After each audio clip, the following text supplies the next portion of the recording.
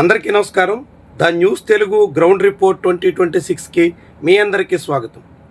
కూటమి ప్రభుత్వం 2 ఏళ్లు పూర్తి చేసుకున్న తర్వాత రాష్ట్ర వ్యాప్తంగా పబ్లిక్ మూడ్ ఎలా ఉంది, ప్రభుత్వ పనితీరు పట్ల, విపక్ష వైఖరి పట్ల జనం ఏమనుకుంటున్నారు, ఈ అంశాల మీద ద న్యూస్ తెలుగు సర్వే చేసింది. దానికి సంబంధించినటువంటి అంశాలని జిల్లాల వారీగా మీ ముందుకు తీసుకొచ్చే ప్రయత్నం చేస్తున్నాం. ఇప్పటికే రాష్ట్ర వ్యాప్తంగా ఏ పార్టీ పట్ల పబ్లిక్ మూడ్ ఎలా ఉంది అన్నది వీడియో చేసాం. ఆ తర్వాత రాష్ట్ర క్యాబినెట్లో మంత్రులుగా ఉన్నటువంటి వాళ్ళ పరిస్థితి సంబంధించిన వీడియో ఉంది. దాంతోపాటు ఇప్పటికే శ్రీకాకుళం జిల్లా అన్ని అసెంబ్లీ నియోజకవర్గాలకు సంబంధించినటువంటి వివరాలని వీడియోగా రూపొందించాం. ఈరోజు మనం అనంతపురం జిల్లాలో ఉన్నటువంటి 8 అసెంబ్లీ నియోజకవర్గాల వారీగా అక్కడున్న రాజకీయ పరిస్థితులు ఏంటి అన్న దాని మీద తెలుసుకుందాం. ఈ జిల్లాకు సంబంధించి 2024 అసెంబ్లీ ఎన్నికల్లో 8కి 8 స్థానాలని కూటమి కైవసం చేసుకుంది. ఈ జిల్లాలో మొత్తం క్లీన్ స్వీప్ చేసేసింది. వైఎస్ఆర్సీపీకి ఉనికి లేకుండా తెలుగుదేశం పార్టీ ప్రభంజనం సృష్టించింది. ఈ తరుణంలో 2 ఏళ్ల తర్వాత నియోజకవర్గాల వారీగా పరిస్థితి ఎలా ఉందో మనం పరిశీలిద్దాం. అనంతపురం జిల్లాకు సంబంధించి రాయదుర్గం అసెంబ్లీ నియోజకవర్గంతో మనం స్టార్ట్ చేద్దాం. ఈ నియోజకవర్గంలో ప్రస్తుతం తెలుగుదేశం పార్టీ తరపున కాలువ శ్రీనివాసులు ప్రాతినిధ్యం వహిస్తున్నారు. సీనియర్ నేత, గతంలో మంత్రిగా వ్యవహరించారు, అంతకుముందు ఎంపీగా పనిచేసిన అనుభవం ఉంది. ఈసారి కూడా క్యాబినెట్లో తనకు చోటు దక్కుతుందని ఆశించారు, అయినా నిరాశ ఎదురైంది. ఆయనకు నియోజకవర్గంలో ఈసారి తీవ్రమైనటువంటి వర్గపోరు తప్పట్లేదు. తెలుగుదేశం పార్టీలోనే అనేక మంది నేతలు ఎమ్మెల్యేగా ఉన్న కాలువ శ్రీనివాసులకి పొగబెడుతున్నారా అనే ప్రశ్న అయితే ఉదయిస్తుంది. ముఖ్యంగా తెలుగుదేశం పార్టీ జిల్లా అధ్యక్షుడిగా ఉన్న పూల నాగరాజ్ సహా పలువురు నేతలు ఇదే నియోజకవర్గం మీద కన్నేస్తున్నారు. దాంతో రాయదుర్గం తెలుగుదేశం పార్టీలో వర్గపోరు ఉధృతంగా సాగుతోంది. ఈ తరుణంలో వచ్చే ఎన్నికల్లో ఇక్కడ కాలువ శ్రీనివాసులకి గట్టి పోటీ తప్పదు అనే మాట అయితే వినిపిస్తోంది. అదే సమయంలో వైఎస్ఆర్సీపీ ఏమాత్రం పుంజుకున్న దాఖలాలు లేవు. ఆ పార్టీలో కూడా సఖ్యత ఏ కోసానా కనిపించట్లేదు. ఆ పార్టీకి ఇన్ఛార్జిగా ఉన్న మెట్టు గోవిందరెడ్డి దాదాపుగా తన వ్యాపార అవసరాల నిమిత్తం బెంగళూరుకే పరిమితమవుతున్నారు. అప్పుడప్పుడు వచ్చి కార్యకలాపాలతో సరిపెడుతున్నారు. దాంతో రాయదుర్గంలో వైఎస్ఆర్సీపీ పెద్దగా పుంజుకున్న దాఖలాలు కనిపించట్లేదు. తెలుగుదేశం పార్టీలో వర్గపోరు ముదిరితే అది వైఎస్ఆర్సీపీకి అడ్వాంటేజ్గా మారొచ్చు అనే అంచనా ఉంది. అయినప్పుడు కూడా వైఎస్ఆర్సీపీ దాన్ని వినియోగించుకునే దిశలో పెద్దగా ప్రయత్నాలు ముమ్మరం చేసిన ఆనవాళ్ళైతే లేవు. అయితే మాజీ ఎమ్మెల్యే కాపు రామచంద్రారెడ్డి మళ్ళీ వైఎస్ఆర్సీపీ వైపు మళ్ళీ యోచనలో ఉన్నారు. కానీ వైఎస్ఆర్సీపీ నాయకత్వం ఇంకా అక్కడ డోర్స్ ఓపెన్ చేయట్లేదు. లింగాయత్ కులానికి చెందినటువంటి కాపు రామచంద్రారెడ్డి తిరిగి మళ్ళీ వైఎస్ఆర్సీపీ వైపు వస్తే అది విపక్షానికి కొంత ఊపినిచ్చినట్టు అవుతుంది. అప్పుడు కూడా పార్టీలో వర్గపోరైతే పుష్కలంగా ఉంటుందని చెప్పొచ్చు. మరి ఈ తరుణంలో వైఎస్ఆర్సీపీ ఎంత మేరకు కోలుకుని పుంజుకుని ప్రభుత్వ వ్యతిరేకతను వినియోగించుకుని ముందడుగు వేస్తుంది అన్నదే ఆ పార్టీ భౌతవ్యాన్ని నిర్ణయిస్తుంది. కానీ ఇప్పటికిప్పుడున్నటువంటి పరిస్థితి చూస్తే ఈ నియోజకవర్గంలో తెలుగుదేశం పార్టీకి అనుకూలత అయితే ప్రస్ఫుటంగా కనిపిస్తోంది. అందుకు ప్రధాన కారణం వైఎస్ఆర్సీపీలో బలహీనతలే అనే మాట అయితే బలంగా వినిపిస్తోంది. ఇక ఆ తర్వాత రాష్ట్ర ఆర్థిక మంత్రి ప్రాతినిధ్యం వహిస్తున్న ఉరవకొండ అసెంబ్లీ నియోజకవర్గం. ఈ నియోజకవర్గంలో పయ్యావుల కుటుంబానికి గట్టి పట్టుంది. పయ్యావుల కేశవ్ నేరుగా 5 సార్లు అక్కడి నుంచి ఎన్నికయ్యారు. సహజంగా ఆయన గెలిస్తే ఆయన పార్టీ ప్రతిపక్షంలో ఉంటుంది అనే సంప్రదాయాన్ని 2024 ఎన్నికల్లో తుడిచేశారు. తొలిసారిగా కేబినెట్ మంత్రిగా అవకాశం దక్కించుకున్నారు. ఎప్పుడో 1983లో ఎన్టీఆర్ క్యాబినెట్లో అక్కడి నుంచి అవకాశం దక్కితే ఆ తర్వాత ఉరవకొండ నుంచి మంత్రిగా దాదాపు 4 దశాబ్దాల తర్వాత బెర్త దక్కించుకున్న నేతగా పయ్యావుల కేశవ్ ఉన్నారు. అయితే నియోజకవర్గానికి పెద్దగా సమయం ఇవ్వట్లేదని, మంత్రిగా ఆయన పూర్తిగా బెంగళూరుకి హైదరాబాద్కే పరిమితమవుతున్నారని ఇలాంటి అభిప్రాయం అయితే ఉంది. కానీ నియోజకవర్గంలో టీడీపీకి ఉన్న గట్టి పట్టురీత్యా ఇప్పటికీ ఆ పార్టీకే పూర్తి స్థాయిలో మొగ్గు కనిపిస్తుంది. మరొకవైపు వైఎస్ఆర్సీపీలో గందరగోళం అయితే ఉంది. 2019లో అక్కడి నుంచి ప్రాతినిధ్యం వహించిన విశ్వేశ్వరరెడ్డి వచ్చే ఎన్నికల్లో పోటీ చేస్తారా, వారసుని రంగంలో దింపాలన్న లక్ష్యాన్ని నెరవేర్చుకుంటారా అన్నది కీలకమైనటువంటి విషయం. దానికి తోడుగా వైఎస్ఆర్సీపీలో వర్గపోరు అయితే ప్రస్ఫుటంగా ఉంది. ఆ పార్టీలో సఖ్యత ఏ కోసానా కనిపించట్లేదు. అనైక్యత వైఎస్ఆర్సీపీకి తీరని నష్టం చేకూరుస్తుంది. ఎప్పటికీ ఆ పార్టీ దాన్ని గుర్తించి సరిచేసుకునే దిశలో అయితే లేదు. దాంతో ఉరవకొండ ఇంకా తెలుగుదేశం పార్టీకి గట్టి పట్టున్నటువంటి నియోజకవర్గంగా పూర్తి సానుకూలతను కొనసాగిస్తోంది. ఇక ఆ తర్వాత గుంతకల్లు అసెంబ్లీ నియోజకవర్గం. ఇక్కడి నుంచి మాజీ మంత్రి గుమ్మనూరు జయరాం ప్రాతినిధ్యం వహిస్తున్నారు. ఆయన అనూహ్యంగా 2024 ఎన్నికల ముందే తెలుగుదేశం పార్టీలో చేరి తన సొంత నియోజకవర్గం ఆలూరు వదులుకుని గుంతకల్లుకు షిఫ్ట్ అయ్యారు. కానీ 2 ఏళ్లలోనే ఆయన తీవ్రమైనటువంటి వ్యతిరేకతను ఎదుర్కొంటున్నారు. ఇంటా బయట ఆయన ధోరణి మీద ప్రజల్లో కూడా తీవ్ర అసంతృప్తి కనిపిస్తోంది. తెలుగుదేశం పార్టీ నేతలే అనేక మంది పలు ఫిర్యాదులు చేస్తున్నారు. తెలుగుదేశం పార్టీ వ్యవహారాలే పూర్తిగా రచ్చగీడుస్తున్నట్టుగా కనిపిస్తోంది. దాంతో గుంతకల్లు తెలుగుదేశం పార్టీలో తీవ్రమైన అసహనం, అసంతృప్తి, దాంతోపాటుగా ప్రజల్లో పెరుగుతున్నటువంటి వ్యతిరేకత అన్నీ కలిసి ఇక్కడ గుమ్మనూరు జయరాంకి ఎదురుగాలి తప్పదు అనే మాట అయితే వినిపిస్తోంది. కానీ టీడీపీ నాయకత్వం ఇప్పటికే దాన్ని గ్రహించి వచ్చే ఎన్నికల నాటికి గుమ్మనూరుని పక్కన పెట్టి స్థానికులకి అవకాశం ఇచ్చే యోచనలో ఉంది అనే మాట అయితే వినిపిస్తోంది.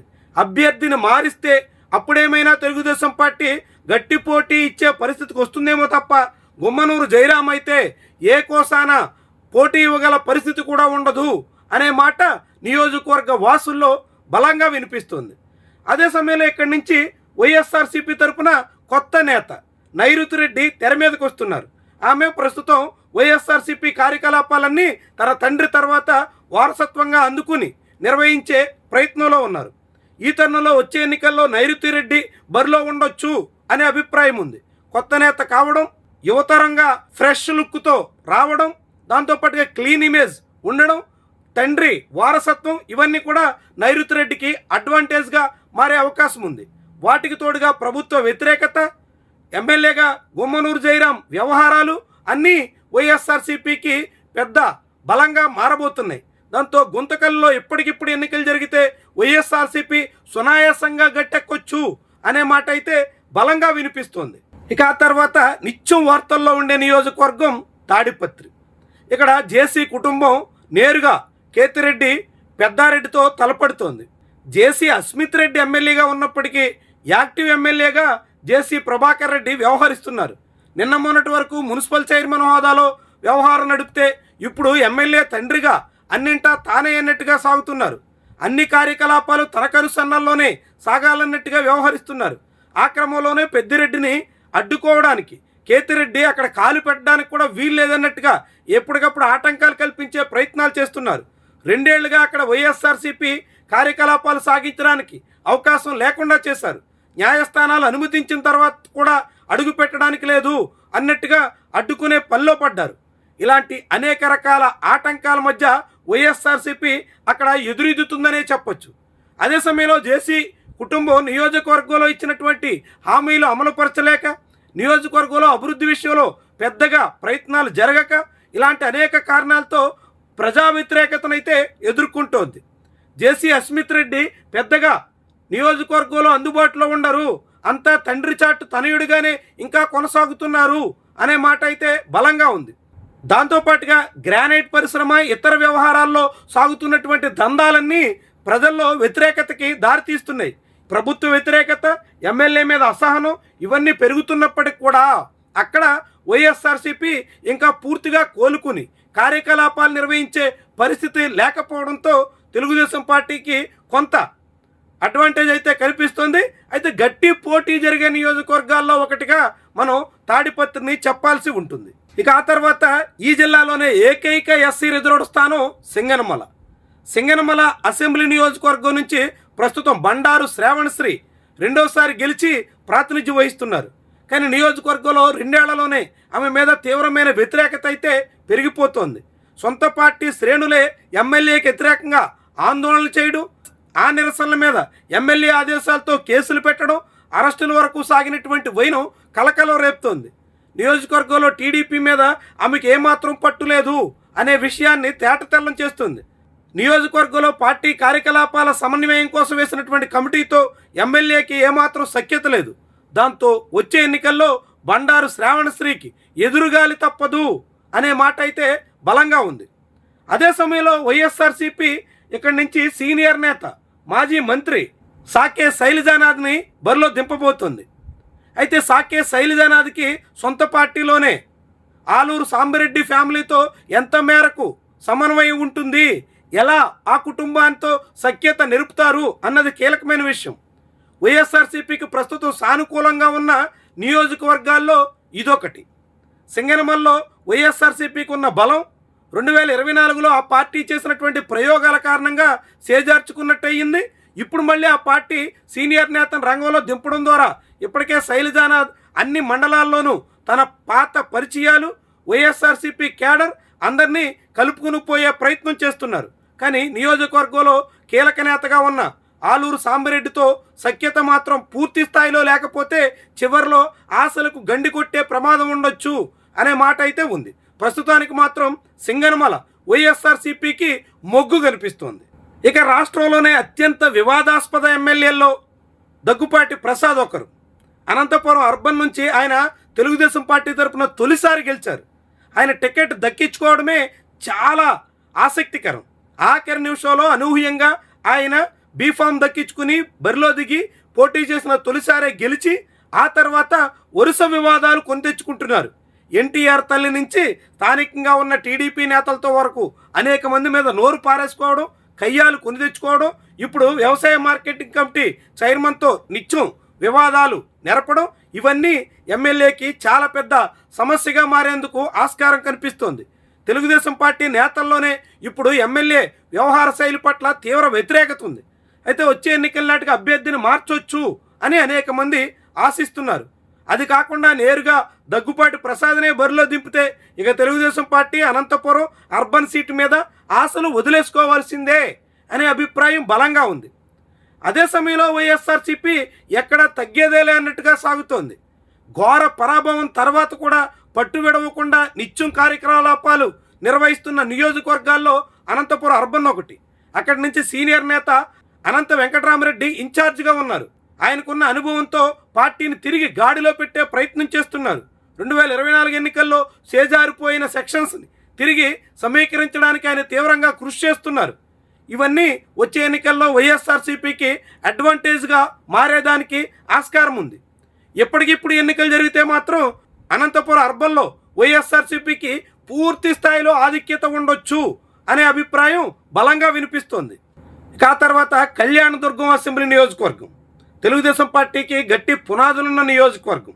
అనేక మార్లు ఆ పార్టీ ఇక్కడి నుంచి గెలిచినటువంటి స్థానం. అలాంటి నియోజకవర్గంలో రాష్ట్ర విభజన తర్వాత తొలిసారిగా కమ్మనేతకి అవకాశం వచ్చింది. 2024లో బరిలో దిగిన తొలిసారే అమ్మిలినేని సురేంద్రబాబు భారీ విజయాన్ని నమోదు చేశారు. ఆ తర్వాత ఆయన నియోజకవర్గంలో అనేక కార్యకలాపాలు నిర్వహిస్తున్నారు. కానీ ఆయన మీద వచ్చినటువంటి అవినీతి ఆరోపణలు, రిజిస్ట్రేషన్ స్కామ్ సహా వివిధ అభియోగాలు ఇవన్నీ గుదిబండగా మారేదానికి అవకాశం కనిపిస్తుంది. దాంతోపాటుగా సురేంద్రబాబు అనుచరులు సాగిస్తున్న దందా నియోజకవర్గంలో టీడీపీ పరువు తీస్తోంది. టీడీపీ మీద వ్యతిరేకతకు కారణంగా మారుతున్నాయి. దాంతోపాటుగా నియోజకవర్గం అభివృద్ధి విషయంలో పెద్దగా కదలిక లేదనే వాదన ఉంది. ఇలాంటి తరుణంలో వచ్చే ఎన్నికల్లో సురేంద్రబాబు అక్కడి నుంచి గట్టి పోటీ ఎదుర్కోక తప్పదు అనే మాట అయితే వినిపిస్తోంది.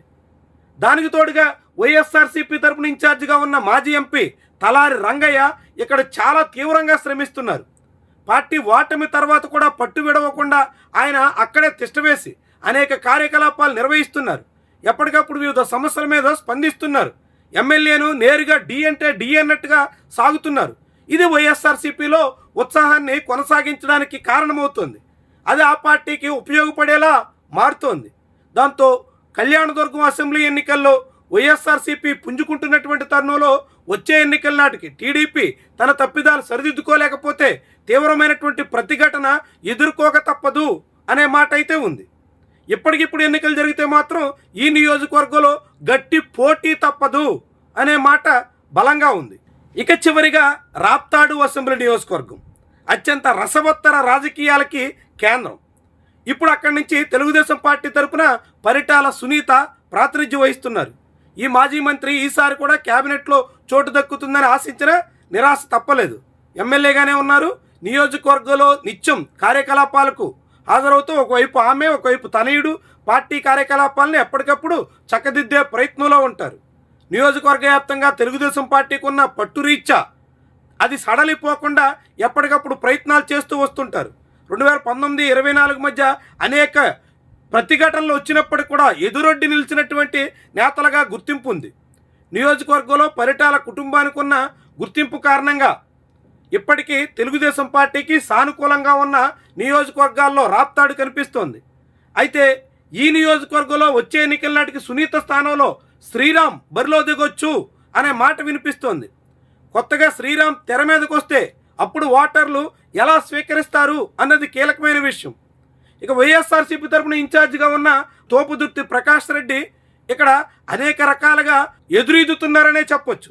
ఇటీవల ఆయన బ్రదర్ను కూడా కేసు పెట్టి అరెస్ట్ చేసినటువంటి సందర్భాలు ఉన్నాయి.